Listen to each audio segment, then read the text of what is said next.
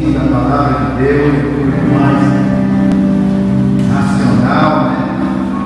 Na verdade, o apóstolo Paulo pediu para nós apresentarmos um culto racional a Deus. Mas esse culto é um culto de ensinamento, um culto mais de pensar. Senhor Deus e Pai, muito obrigado, Pai, por tudo que o Senhor tem feito. Obrigado, Deus. Estamos aqui, Pai, mais um dia. Pai querido, agradecido por tudo que o Senhor tem feito, Pai, já no meio dessa semana. Pai querido, queremos te pedir, Senhor, que a tua boa mão esteja guiando, guardando, protegendo, Pai, cada família, cada irmão. Pai querido, nesta noite, ó Pai, recebe o nosso culto, recebe a nossa adoração, ó Deus, e tenha liberdade, ó Pai. Fala conosco, ó Deus, o que o Senhor quer, a tua vontade. Nós estamos dispostos, ó Pai, a ouvir, Pai, a orientação que o Senhor tem para a nossa vida esta noite. Pai querido, nós te pedimos em o nome de Jesus, em o nome de Jesus. Poder sentar, a equipe de louvor.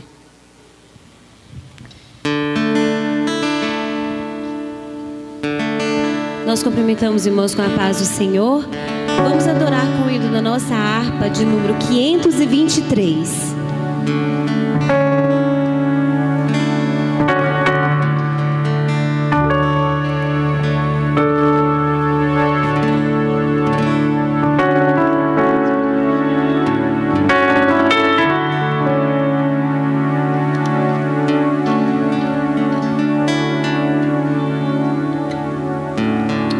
Cristo nos deu uma fonte escondida que qualquer sede pode estancar e cujas águas repletas de vida, sempre de graça nos hão de fartar. Água sairá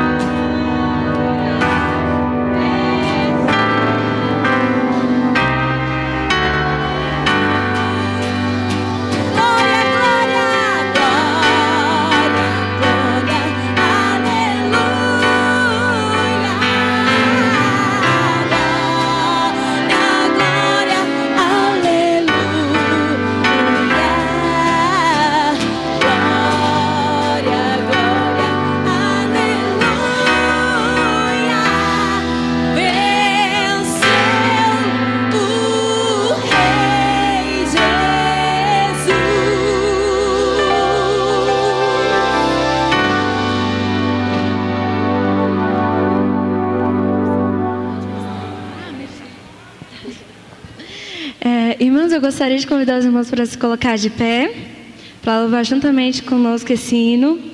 E eu queria convidar você a se desligar de tudo que está lá fora e se concentrar apenas aqui, sabe? Entregar uma verdadeira oração.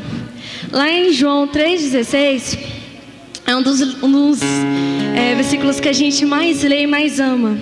Porque diz que Deus enviou o seu único Filho unigênito para que todo aquele que nele crer não pereça, mas tenha vida eterna. E isso nos mostra o quão foi o amor de Deus por nós. Um amor que não podemos explicar, um amor que não podemos comparar, não podemos medir, mas o amor de Deus sempre esteve conosco. E hoje eu convido você a demonstrar esse amor, a você adorar Jesus com tudo que você tem, com tudo que você é. Assim, papai, eu peço que hoje seja o melhor culto da minha vida, que hoje eu entregue tudo, que hoje não sobre nada, porque tudo é teu. Então eu convido você a cantar essa música juntamente com a gente.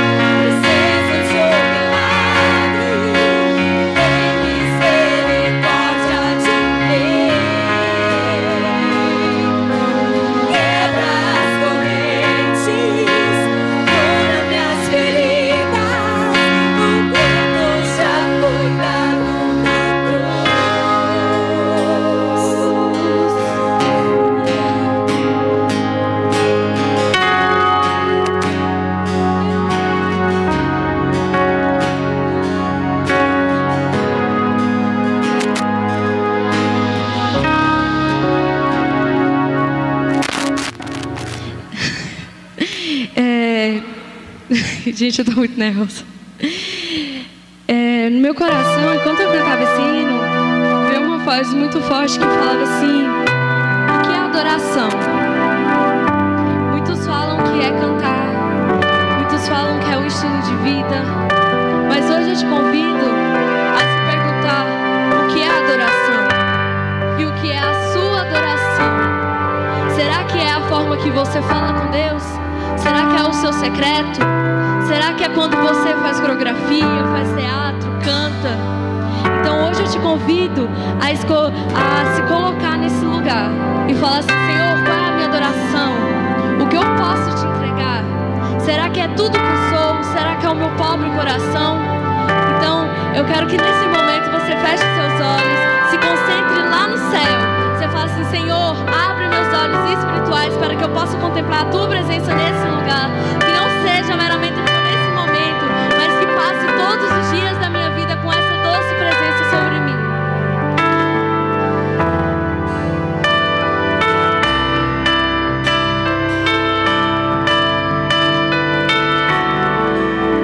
Nós estamos aqui tão sedentos de ti.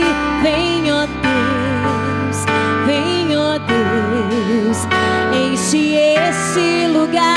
Meu desejo é sentir teu poder, teu poder.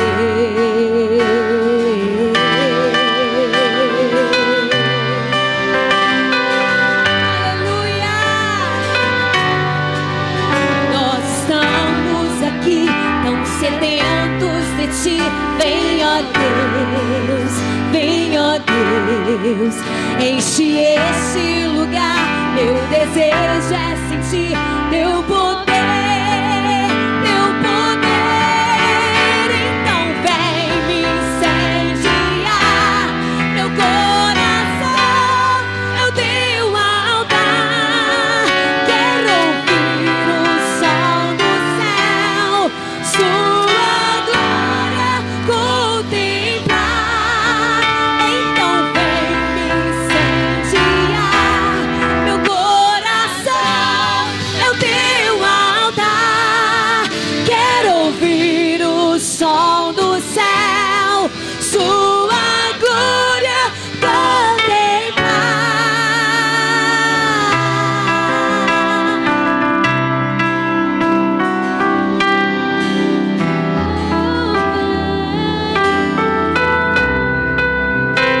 Nesse momento,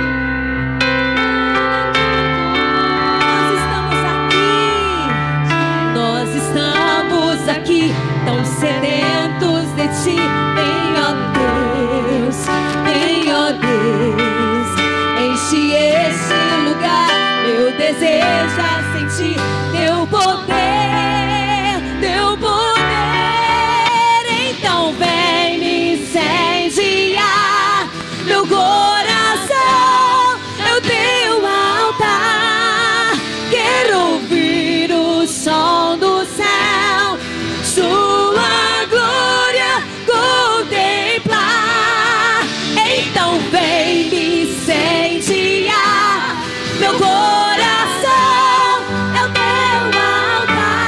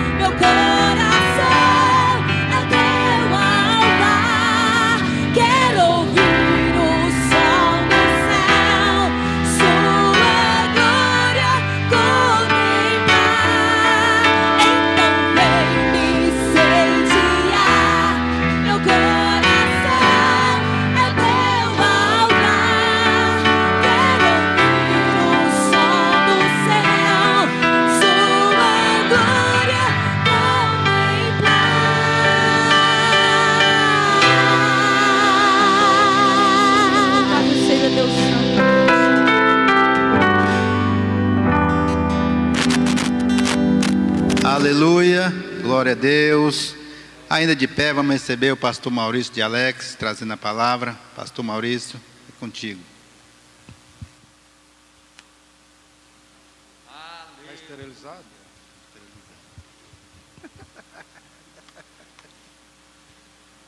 Graças a Deus. Meus irmãos, a bendita e gloriosa paz do Senhor Jesus Cristo a todos. Quem trouxe a Bíblia, por favor, abra no Novo Testamento, no Evangelho segundo escreveu João, capítulo 2, versículo 11.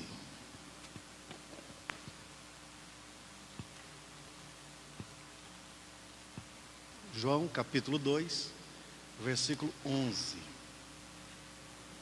Uma satisfação poder estar na casa de Deus e uma vez mais ter o privilégio de anunciar-vos a palavra do Senhor. Deus continua abençoando a nossa liderança, o pastor Valdir, o pastor Cosmo, os demais pastores, o Wesley, o pastor Feitosa, o pastor Samuel, o pastor Divino, o pastor José. Deus continua abençoando a todos nós. João capítulo 2, versículo 11. Acharam? Eu vou contar 3 e você vai fazer aquela bela leitura. Satisfação rever o Mateus com a sua tia. Deus continua abençoando. No 3, João, o Evangelho segundo escreveu João, capítulo 2, versículo 11. 1, 2, 3. Leiam.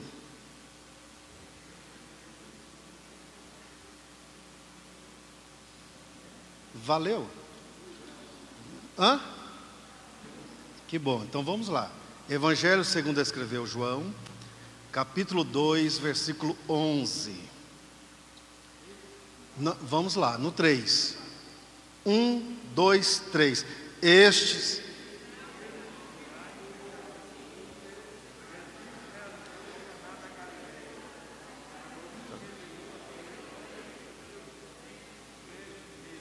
Diga assim comigo: Senhor meu Deus, ajude-me, uma vez mais, compreender a Tua palavra. Com a Bíblia aberta, retorne os assentos. Muito obrigado a todos. Como é de costume, eu vou citar o texto que nós vamos extrair algumas lições neste momento. Vocês leram o versículo 11, mas ele começa no versículo 1, que é... Eu vou citar na versão João Ferreira de Almeida. Talvez vai dar alguma divergência. Tem Bíblia aqui, versão de hoje? Tem alguém que tem a Bíblia versão de hoje? Tem aí? Depois eu vou precisar que você leia um versículo aí para mim, tá bom? Mas na versão João Ferreira de Almeida, que é a King James, que eu vi aqui, é do senhor, não é? Que é a mais conhecida, está escrito assim a partir do versículo 1.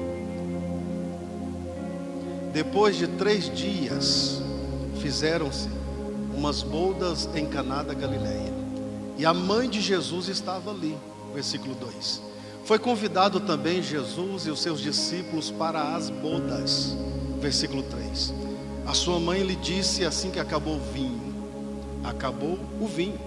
Versículo 4. Jesus lhe disse: mulher, o que tenho eu contigo? Ainda não é chegada a minha hora. A sua mãe disse aos serventes, versículo 5: fazei tudo o que ele vos disser. Versículo 6. E estava ali postas 6 talhas de pedras para as purificações dos judeus, e em cada uma cabia de 2 a 3 metretas. Versículo 6. Jesus disse aos serventes: enchei de águas essas talhas. E encheram-as até em cima. Versículo 8. Jesus disse: tirai agora e levai ao mestre-sala. Versículo 9. E logo que o mestre-sala provou a água feita vinho, não sabendo de onde viera, se bem que sabia os serventes que tinham tirado água, mandou chamar o esposo. Versículo 10. O mestre-sala disse ao esposo: todo homem põe primeiro o bom vinho, depois que tem bebido fartamente, bastante, o vinho inferior. Tu, porém, guardaste até agora o bom ou melhor vinho? Versículo 11. Assim principiou Jesus os seus sinais em Caná da Galileia e manifestou a sua glória, e os seus discípulos creram nele. Depois disso, desceu para Cafarnaum, ele, Jesus, sua mãe, seus irmãos, seus discípulos, e ficaram ali não muitos dias. Os irmãos de Jesus, quem tiver com a Bíblia aberta e puder me auxiliar, Mateus 13:55, os irmãos de Jesus são Tiago, José Júnior, Simão e Judas. Quer ver? Mateus 13:55. Tem Mateus aí, pastor? Tem, tá igual a minha. 55. Não é este os filhos do carpinteiro? O nome dos seus irmãos não são Maria, mãe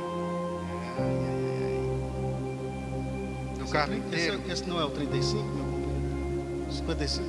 13:55. Será que eu estou errado? Aqui tá. Não é este o filho do carpinteiro? E não se chama sua mãe Maria? E seus irmãos Tiago, José, Simão e Judas? Isso mesmo. É isso mesmo, né, pastor? O senhor me perdoa? Passa. Esses são os irmãos de Jesus que estavam com ele na festa. Festa esta de casamento. E nós sabemos que para entender a Bíblia e um texto sagrado semelhante a este, nós temos que usar a técnica da hermenêutica.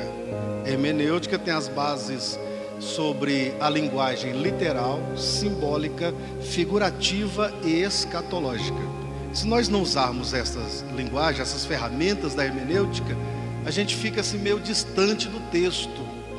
Por exemplo, o texto começa assim: ao terceiro dia. Se você deixou a Bíblia aberta, na linguagem figurativa, terceiro dia é o que está no capítulo 2, versículo 19, que Jesus disse que destruiria o templo e em 3 dias o reconstruiria.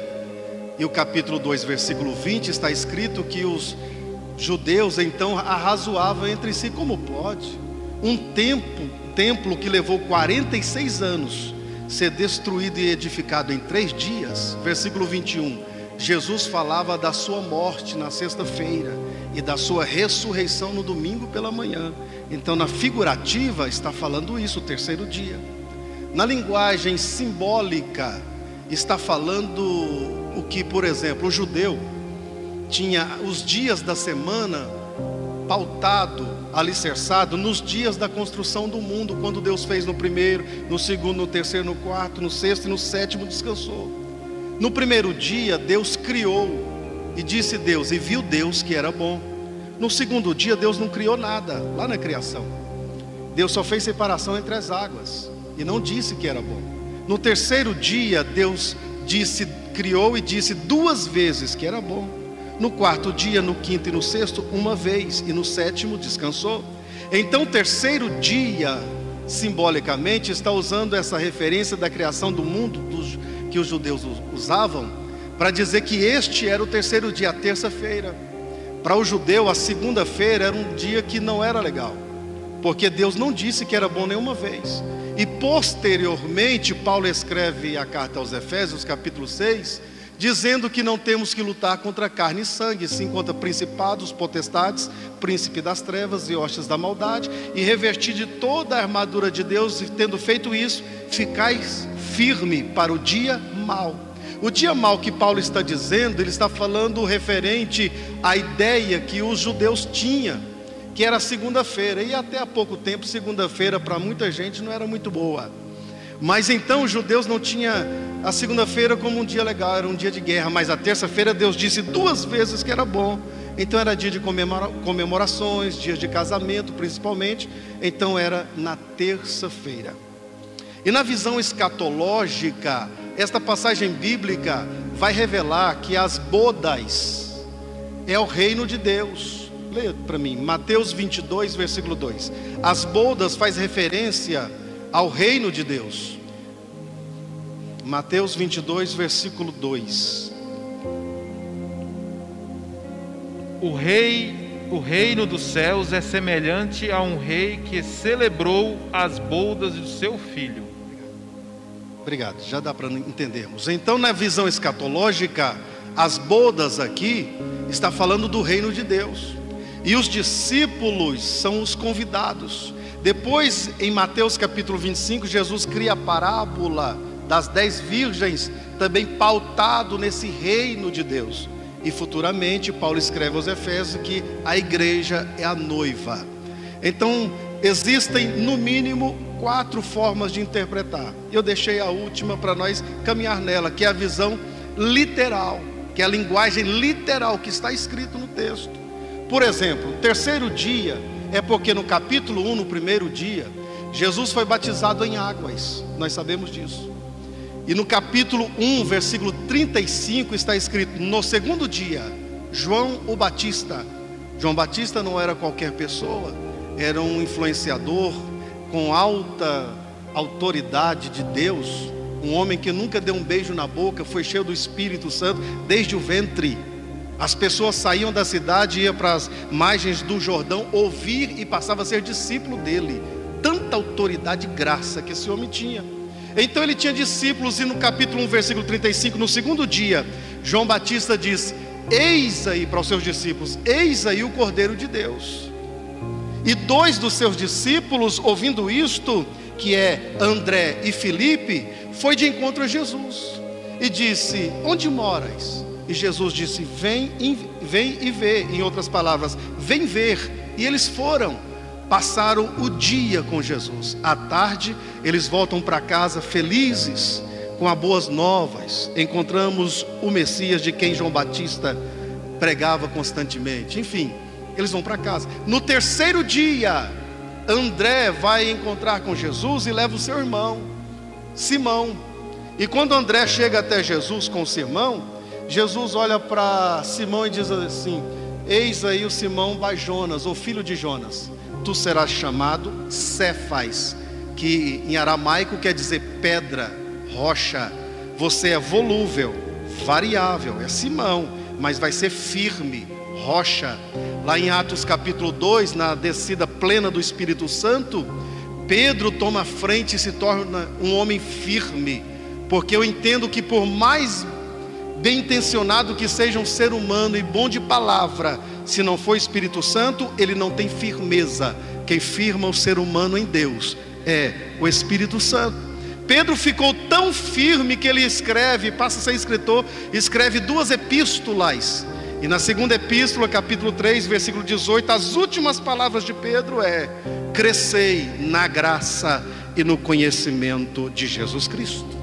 E o outro discípulo, que é Filipe, tinha um amigo muito chegado, por nome de Natanael. Então Filipe disse para Natanael, assim como André disse para Simão: encontramos aquele de quem escreveu Moisés na lei, de quem profetizou os profetas, o Messias. E quando ele diz isso para Natanael, ele diz: ele é filho de José e mora em Nazaré. Natanael disse: pode porventura vir alguma coisa boa de Nazaré? Aí Filipe ficou sem palavras.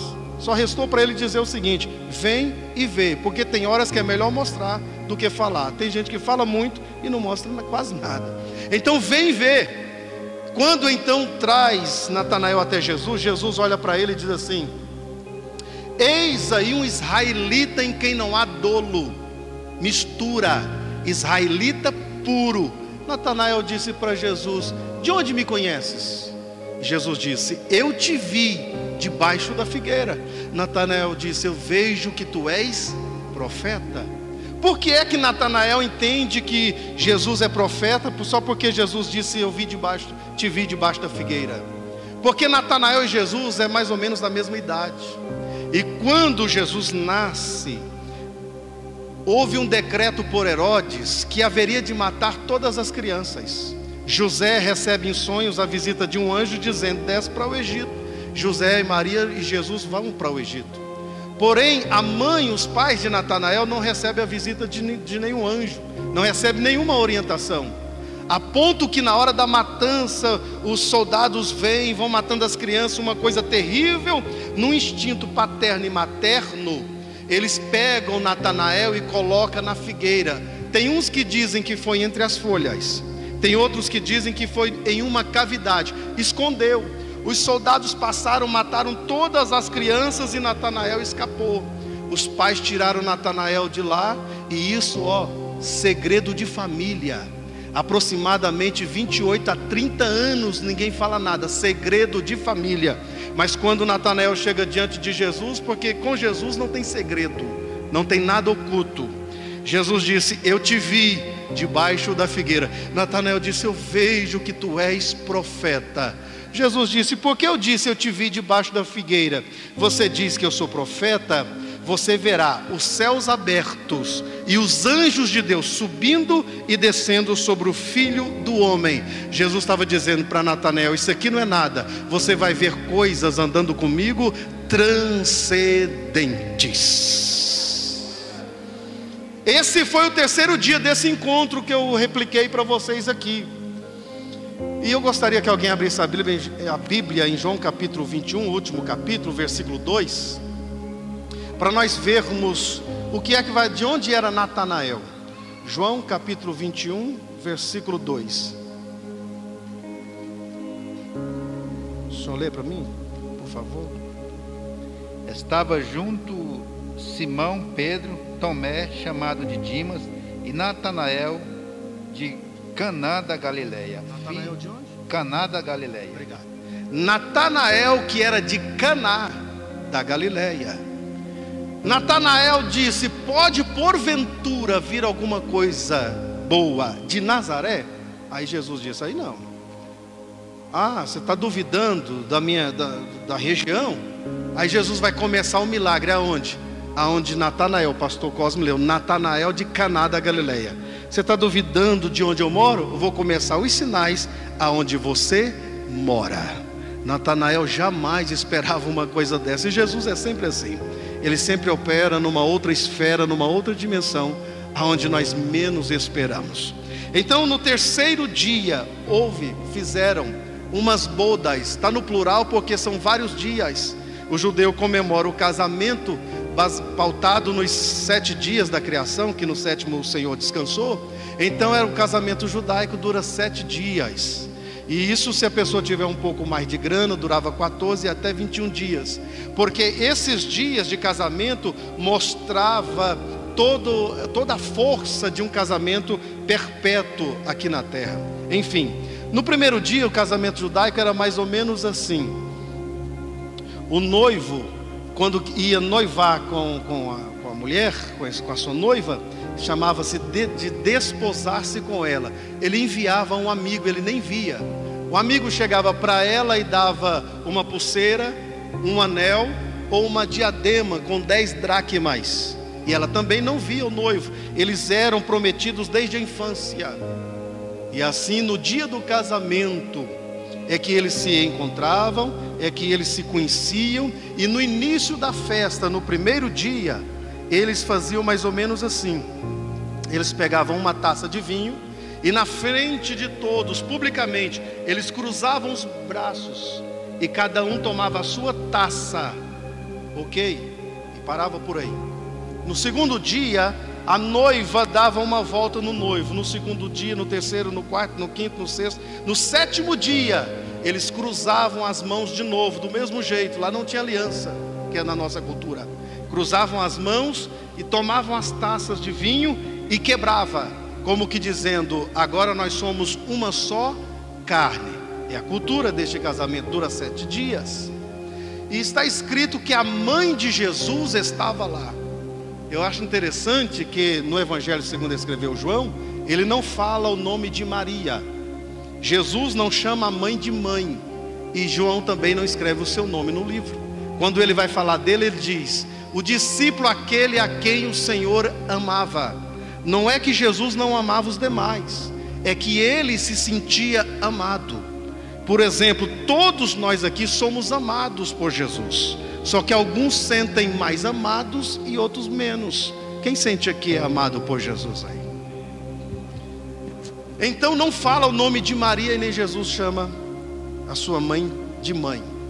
Estava ali a mãe de Jesus. Supostamente ela era parente íntimo ou era da família. Ela já estava lá. E como era essa casa dessas bodas, desse casamento? Essa casa, segundo a cultura dos gregos, quando Roma invadiu a Grécia, pegou dos gregos da Grécia a cultura, a filosofia, a língua e a arquitetura. É por isso que o Novo Testamento é escrito em grego e pegou da Grécia a arquitetura. Na arquitetura da Grécia, as casas eram de 3 andares. Não são sobrados igual a gente conhece aqui na nossa cultura.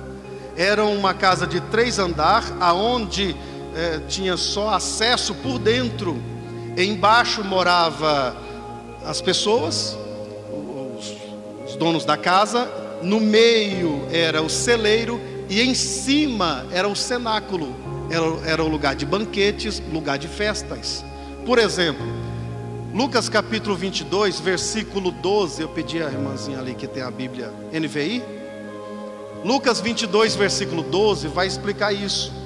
Quando Jesus, os discípulos chegaram para ele e disseram: Mestre, aonde vamos celebrar a Páscoa? Jesus disse a Pedro e João: Ide pelo caminho, vocês vão encontrar um homem carregando um cântaro de água. Essa é a senha. Homem na cultura judaica não carrega água. É por isso que a mulher samaritana vai quase ao meio-dia buscar água no poço de Jacó. Então vocês verão um homem carregando um cântaro de água. Segue ele. Na casa que ele entrar, pergunta ao chefe da casa: aonde está esse compartimento, este cenáculo mobiliado para a Páscoa? Lucas 22, versículo 12. Então ele vos mostrará um grande cenáculo mobiliado, fazei aí os preparativos. Obrigado, pastor Wes. A sua está escrito no compartimento de cima? Sara mobiliada. Até alguém com a NVI, tem a NVI, uma delas que fala no compartimento de cima. Porque segundo a cultura e a arquitetura da época, melhor dizendo, essa casa era de 3 andares. É a mesma que lá em Atos capítulo 2, estavam todos reunidos nesse lugar, que de repente veio do céu um vento veemente e impetuoso e encheu toda a casa.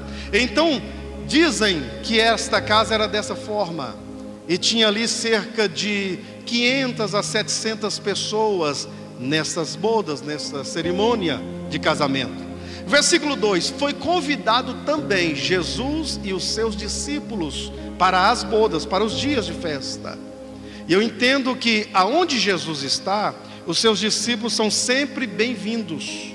A pergunta seria: será que aonde os seus discípulos estão, Jesus também é sempre bem-vindo? Certo é que Jesus foi convidado. E no versículo 3 está escrito que a sua mãe lhe disse: eles não têm mais vinho. Por 2 motivos ela disse. Primeiro, porque quando José falece, Jesus é o primogênito de Maria e é o unigênito do Pai. Jesus assume o chefe como chefe da casa. A mãe está falando com ele porque ele é o chefe da família. Não tem mais vinho.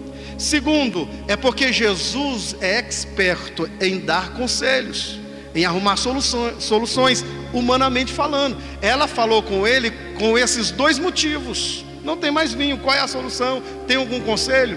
Aí entra o versículo 4, que Jesus disse: mulher, o que tenho eu contigo? Ainda não é chegada a minha hora. Jesus, quando disse mulher, esse termo não é um termo pejorativo, não é diminuindo ela. Esse termo, quando ele diz mulher, era honrando ela.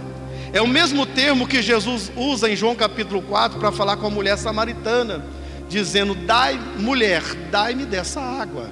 Então era uma expressão de carinho, mas não só também uma expressão de carinho. Ele estava usando aqui na visão escatológica, mulher. Ele estava dizendo o que Deus profetizou em Gênesis 3, versículo 15, que foi a profecia de Deus dizendo para a serpente: colocarei inimizade entre você e a mulher, entre a sua descendente e os seus descendentes. Do seu descendente, do descendente da mulher, nascerá um que esmagará a sua cabeça. E as profecias vêm correndo de lá para cá. Passa em Isaías capítulo 7, versículo 14, que está escrito: eis que vos dou um sinal, uma virgem dará à luz um filho, e por-lhe-ás o nome de Emanuel, Deus conosco. Quando Jesus disse mulher, ele está fazendo ela lembrar do que o anjo disse: salve a agraciada. Lucas 1, 26, salve a agraciada, bendita és tu entre as mulheres. E as profecias vão correr, vai até Apocalipse 12, versículo 5, que está escrito que uma virgem dará à luz um rei, que reinará com vara de ferro, e Deus o tomará para si e também o seu povo. Então, quando ele diz mulher, ele está fazendo ela entender, é a profecia. É a profecia mulher. Quando ele diz o que tenho eu contigo, ele está dizendo, segundo os entendidos do assunto, diz que ele chegou no último dia. Ele está dizendo: mulher, o que tenho eu contigo, eu não bebi nada. É o que ele está dizendo, nós chegamos agora. Aí ele diz: ainda não é chegada a minha. Maria entendeu tudo. E se ele estivesse dizendo mulher, ainda não é chegado o meu tempo, aí não dava para entender. Mulher, ainda não é chegado o meu dia, não dá também. Mas quando ele diz ainda não é chegada a minha, sabe o que ele está dizendo? Tudo daqui para frente é questão de 60 minutos. É tanto que o versículo 5 muita gente não entende. Maria sai diante dele tão jubilosa, com tanto júbilo, que ela vai no servente e diz assim: fazei tudo. Ela está dizendo, tudo aqui é questão de minutos. Vai nos serventes e diz: fazei tudo o que ele vos manda ou disser. Dá para entender os serventes? Serventes que trabalhavam ali há muito tempo nessa área, por certo a idade deles era mais avançada do que a idade de Jesus. Jesus é um garoto que para nós é 18 anos, que na época era 30 anos a idade adulta de um judeu. E os serventes olham o que Maria está dizendo. Ela disse: fazei tudo o que esse garoto aí disser. Cheio de júbilo, como que dizendo, tudo é questão de uma hora, de minutos. Versículo 6: e estavam postas ali 6 talhas de pedras para as purificações dos judeus. Essas talhas de pedra, está escrito, estava ali. Era difícil de locomovê-las, eram pesadíssimas. Essas talhas de pedra eram esculpidas e se tornavam tanques, que cabiam nelas de 80, 90 até 120 litros em cada. Que daria, se fosse 80, 480, se fosse 90, 540, se fosse 120, 720 litros todas.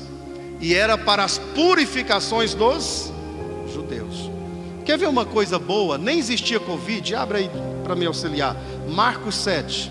Nem existia Covid, mas tem uma coisa que os judeus naquela época faziam, que a gente está fazendo muito bem nesses 2 anos. Quer ver? Marcos 7, versículo 3. Isso. Trocou de Bíblia? Vai. Na sua Bíblia.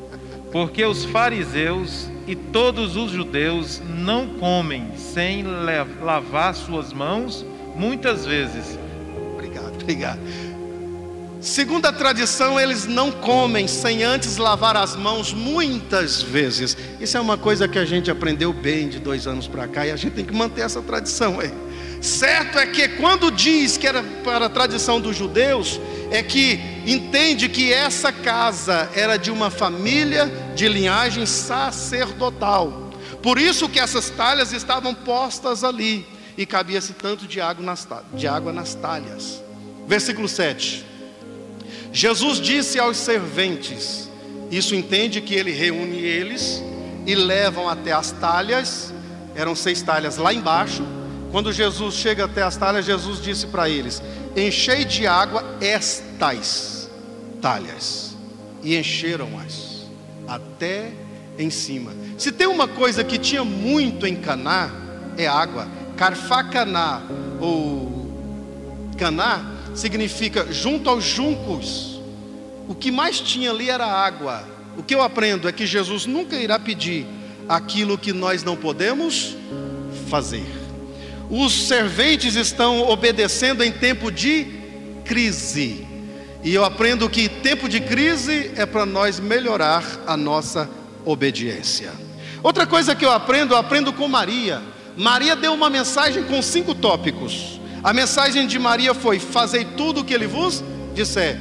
Maria tinha fé. Depois ela diz: fazei, do verbo ação, agir. Segundo, tudo, completude. Deus é Deus de completude. Sempre que Deus termina uma coisa, Ele começa uma coisa, Ele termina. Em Lucas 5, Jesus está falando à multidão dentro do barco, e terminando de falar, disse a Pedro: tudo que Deus começa, Ele termina. Então era a mensagem de Maria de fé, de ação, de completude. Tudo que Ele é uma mensagem cristocêntrica, vos disser, é uma mensagem de obediência. E Jesus disse: enchei de água essas talhas, e encheram até em cima. Versículo 8, Jesus disse: tirai. Quem lembra? Ninguém lembra? Obrigado. Tirai agora. No versículo 4 ele diz: Maria, ainda não é chegada a minha. Agora no versículo 8: chegou a minha hora. Tirai agora, chegou a hora. Jesus estava dizendo: eu estou inaugurando aqui o que as profecias já vinham dizendo, que o Espírito do Senhor está sobre mim, porque Ele me ungiu para evangelizar os pobres, dar vista aos cegos, curar os leprosos, os coxos. Ele está enfatizando: tirai agora, estou inaugurando um tempo de 3 anos e meio aproximadamente, de puro milagres. Tirai agora e levai ao mestre-sala. Obviamente, para encher as talhas, encheram com a vasilha. Para levar, vai levar numa jarra, semelhante a essa, só que de barro. Aí levam para o mestre-sala. No versículo de número 9 está escrito: e logo que o mestre-sala provou, diga comigo, provou a água feita vinho, não sabendo ele de onde viera, se bem que sabia os serventes que tinham tirado água. O mestre-sala provou. Enche um copo de água. Obrigado. Deixa eu ganhar meu galardão. Estou em casa, irmãos. O mestre-sala, na hora que provou a água feita vinho, não sabendo ele de onde viera. Sabe quem era o mestre-sala? Nos nossos dias, um sommelier, provador de vinhos. Quem cultiva, planta e cuida da uva é o enólogo, mas quem prova vinho é um sommelier. Logo que ele provou, ele fez mais ou menos assim, ó.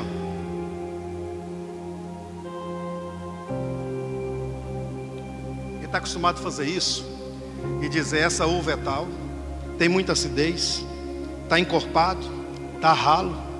Ele está acostumado a fazer isso aqui, ó, fazer isso aqui e dizer assim, ó: é do Egito.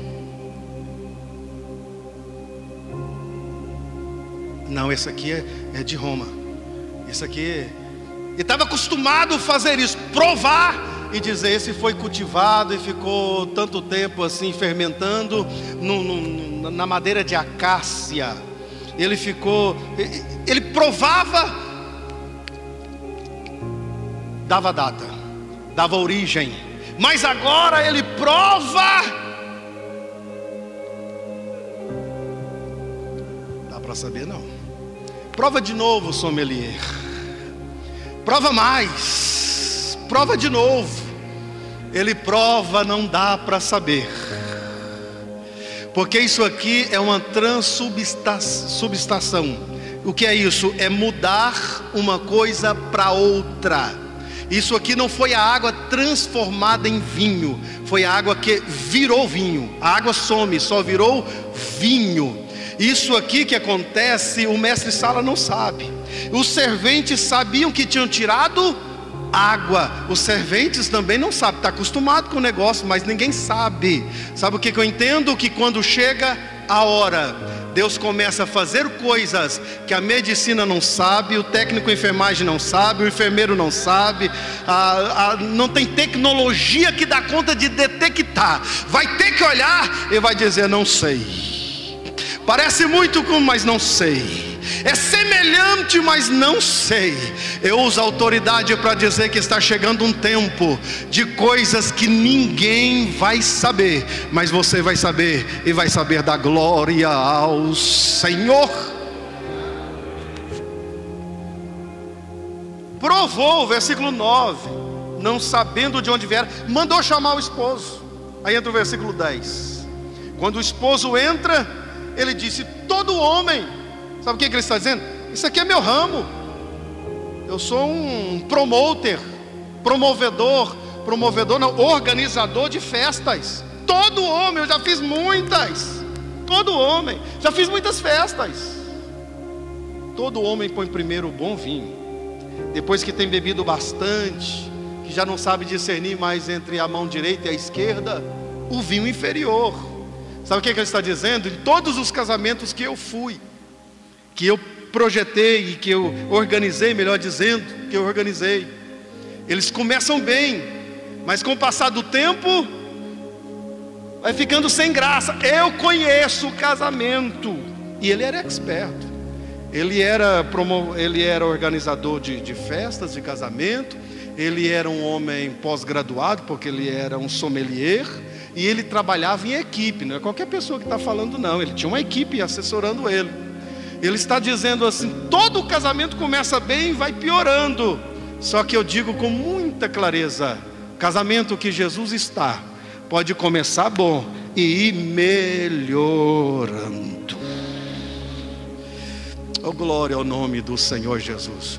Ele diz: todo homem põe primeiro o bom vinho, depois o vinho inferior. Tu, porém, guardaste até agora o bom vinho. Sabe o que ele está dizendo? Esse vinho estava guardado. O que eu aprendo com isto? Ele já existia na mente dele. E eu aprendo com isso aqui o seguinte, no sentido espiritual: o que eu preciso já existe, está guardado. Guardado significa preservado. Tem hora que eu penso: meu Deus, por que aquela porta não abre? É como se Deus dissesse: acalma, está guardado. Por que isso não acontece, Deus? Acalma, está guardado, está preservado, tem a hora certa. Oh, glória ao nome do Senhor Jesus. Você pode ter entrado aqui pensando: por que tantas coisas? Eu venho com autoridade dizer: o que você precisa está preservado, está guardado. Na hora certa, Deus vai colocar diante de você. Assim principiou Jesus os seus sinais em Caná da Galileia, e manifestou a sua glória, e os seus discípulos creram nele. Sabe o que é manifestar a sua glória? Que até então ele vivia como um ser humano comum, mas agora que ele diz: tirai agora é a hora. Nesse momento ele manifestou a sua divindade, porque o Evangelho de João mostra o Senhor Jesus pela palavra. Ele manifestou quem ele era. Eu fico imaginando os discípulos, e eu tenho que dizer para vocês que aqui só tinha 6 discípulos: André, Simão, Filipe, Natanael, Tiago e João. Só tinha 6 discípulos aqui. Eu imagino os discípulos olhando para ele. Ele manifestou.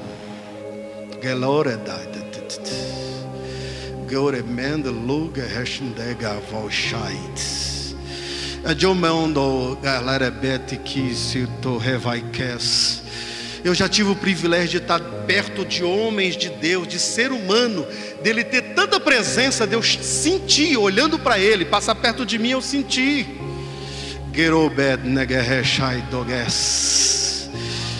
Vocês sabem que eu congreguei mais de uma década com o pastor Gilmar Santos, que é meu pai na fé, e tinha dia que ele estava cheio do Espírito Santo, que só dele andar a gente sentia.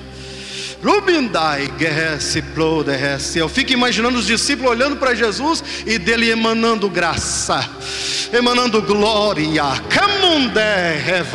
Oh, glória ao nome do Senhor Jesus Cristo. Está escrito que os discípulos creram nele. Oh, glória ao nome do Senhor Jesus. Ensina-se então que os discípulos chegaram com um nível de fé e saíram com uma fé elevadíssima. Quero acreditar que é do jeito que nós vamos sair daqui hoje, com a nossa fé elevada. Por causa de quê? Por causa do irmão Maurício? Não, por causa da glória manifestada.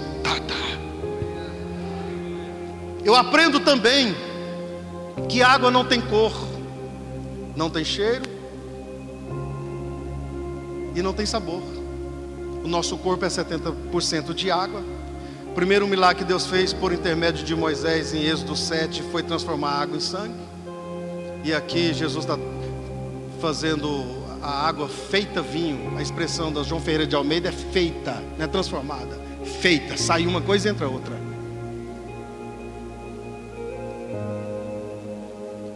Pastor, então a água não tem cheiro, não tem cor, não tem sabor. E daí? E daí eu acredito que nós vamos sair daqui com cor, com cheiro e com sabor. Que cor, pastor? Ezequiel disse que a glória de Deus é da cor de ambar, meio amarelada. Nós vamos sair daqui com essa cor na alma. Glória a Deus. E vamos sair daqui com cheiro, vamos. 2 Coríntios capítulo 2, versículo 15. Está escrito que nós somos o bom, não é qualquer um não, o bom perfume de Cristo.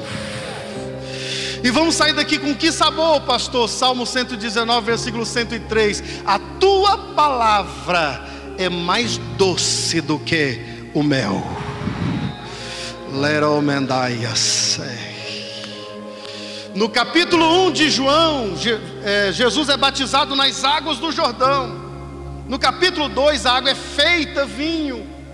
No capítulo 3, Jesus disse para Nicodemos: tem que nascer da água e do Espírito. No capítulo 4 de João, Jesus disse para a mulher samaritana: qualquer que beber dessa água tornará a ter sede, mas aquele que beber da água que eu lhe der, se fará nele um rio a jorrar para a vida eterna.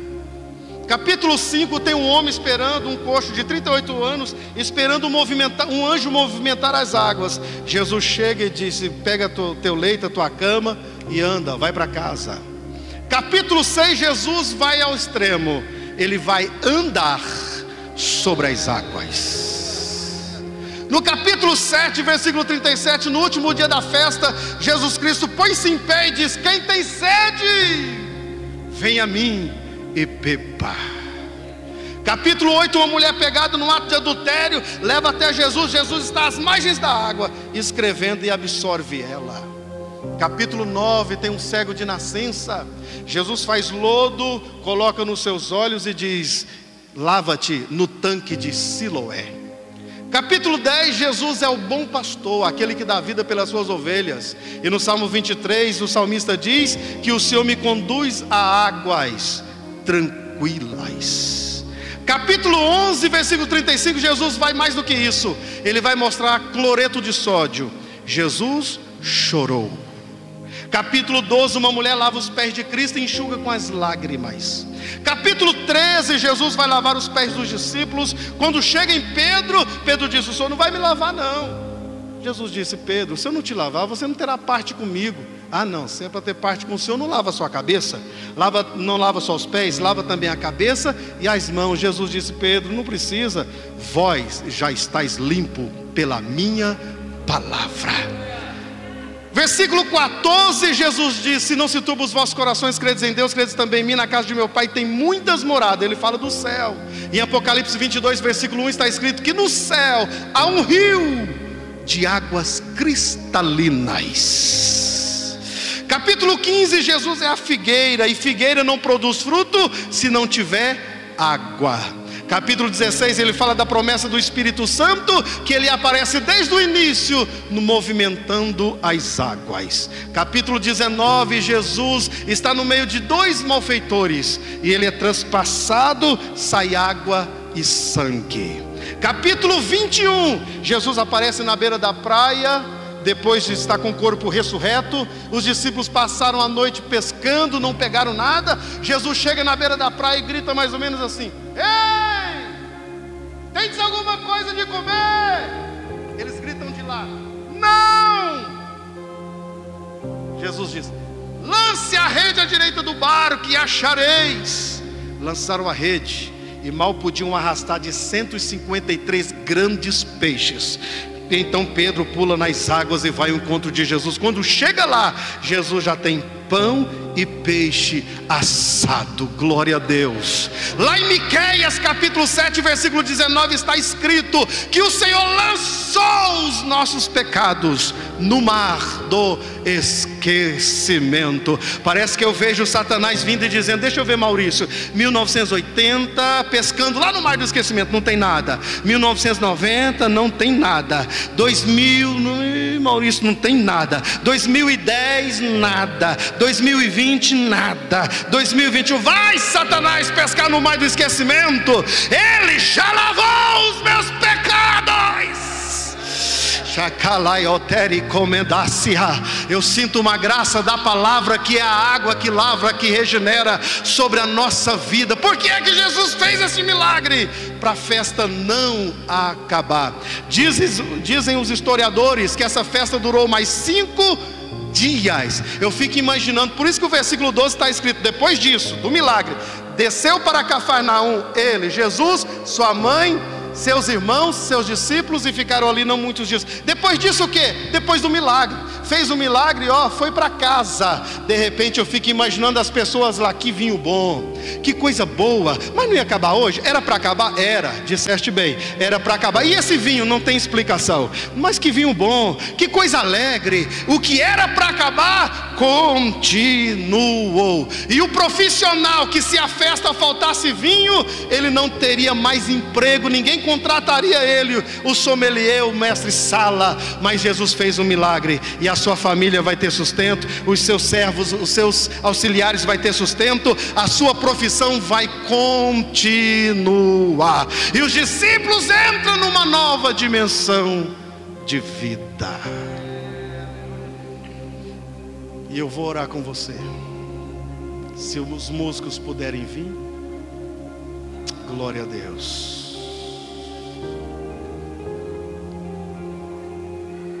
Talvez Deus possa estar fazendo alguma transmutação nessa noite, tirando fraqueza e dando força, tirando tristeza e dando alegria, que é o símbolo do vinho, alegria, tirando esse lado assim nostálgico e colocando dinamismo. Lerovandaya seritou. Oh, aleluia. Eu estou sentindo o peso da palavra agindo aqui neste ambiente. Oh, glória a Deus. Assentado como você está, os que podem, façam assim comigo. Diga assim comigo: Senhor Jesus, o Senhor manifestou a sua glória naquele casamento. Diga: Senhor Jesus, manifesta a tua glória no meu casamento, na minha vida profissional, na minha saúde. Diga: Jesus, se o Senhor manifestar a tua glória, tudo de mal, tudo de ruim vai desaparecer. Dá um abraço assim no Espírito Santo pela fé. Agora conversa com o Espírito Santo do seu jeito. Ei, aleluia. Oh, aleluia. Espírito Santo, corrobora, Senhor, esta mensagem, esta palavra. Traga luz e direção a alguém que precisa agora. Traga uma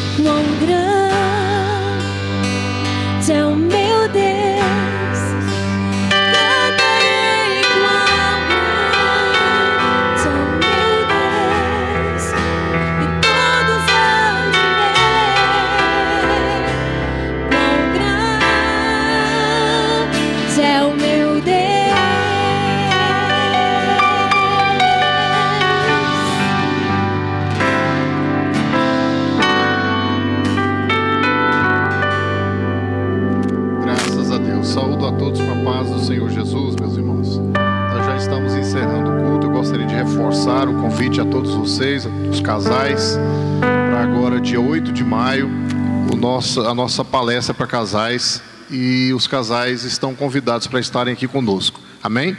Quem vai esforçar para estar vindo, diga glória a Deus. Amém. Deus abençoe, pastor Cosme. Irmãos, muito bom, pastor Maurício, sempre que ministra, deixa a gente empolgado, querendo ouvir mais. Mas se você quiser continuar ouvindo essa mensagem, pastor Maurício tem um livro, ele escreveu o livro dessa mensagem. Se você quiser, procura ele aí, que aí o livro vai ser bem detalhado, bom igual. O pastor Valdir está bem, recebi a mensagem dele agora à tarde. O Alevi está ali, o doutor, pode até falar melhor, mas ele me falou que estava bem, recuperando. E vamos continuar orando, pedir de Deus que a sua recuperação seja mais rápida possível, que ele possa estar bem. E quinta-feira tem a Clínica da Alma, né? Está tendo Clínica da Alma. E à noite a Quinta Jovem. E sexta-feira nós temos vigília. E sábado o nosso evento de casais.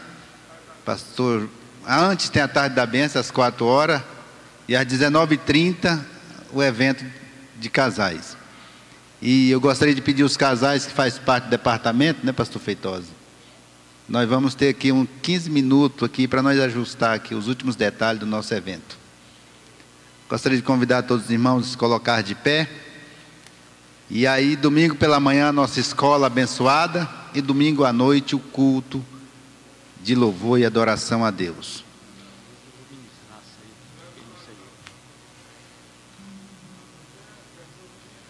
À noite? Domingo é o dia das mães. Cadê a nossa líder de senhoras? Está aí. Está na cantina, né?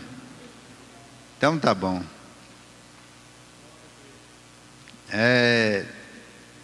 Irmãos,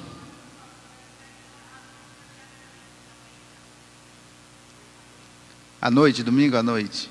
Tá. As crianças, todas as crianças, domingo à noite, para estar aqui apresentando, cantando. Irmãos, continuar, né, na nossa campanha das poltronas, está aí, já pagou algumas parcelas, e os irmãos que fez aí o compromisso, da medida do possível, se puder, está aí adiantando ou pagando a parcela, tá bom? Precisamos de colocar essas poltronas para nossa igreja ficar mais bonita. O pessoal que vem aqui fica assim olhando, fala, pai, que vai ficar bonito, vai, com certeza. Quando colocar as poltronas vai ficar bonita, com certeza. Amém? Senhor Deus e Pai, muito obrigado. Obrigado, Deus, pela vida do pastor Maurício de Alex, Pai querido, que tem sido canal de bênção, Deus, para essa nação. Pai querido, e de uma forma especial para a nossa igreja. Pai querido, muito obrigado, guarda ele, protege. Pai querido, em nome de Jesus. Pai amado, nós te apresentamos o pastor Valdir, que é o anjo desta igreja. Pai, o qual o Senhor confiou a ele. Pai querido, que o Senhor possa recuperar a sua saúde. Pai querido, dá a ele graça, força. Pai amado, em nome de Jesus, ó Deus. Pai querido, abençoa cada família aqui representada, abençoa os irmãos. Pai, leve em paz ao seu lar. Pai, essa é a nossa oração, o nosso pedido, ó Deus. Pai querido, se tiver alguém enfermo, se tiver alguém, ó Pai, precisando de um milagre na sua saúde, o Senhor é o Deus que faz milagre. E se o Senhor quiser, o Senhor pode fazer esse milagre. Pai, essa é a nossa oração, em o nome de Jesus, em o nome de Jesus. Está terminado, em nome do Pai, do Filho e do Espírito Santo de Deus.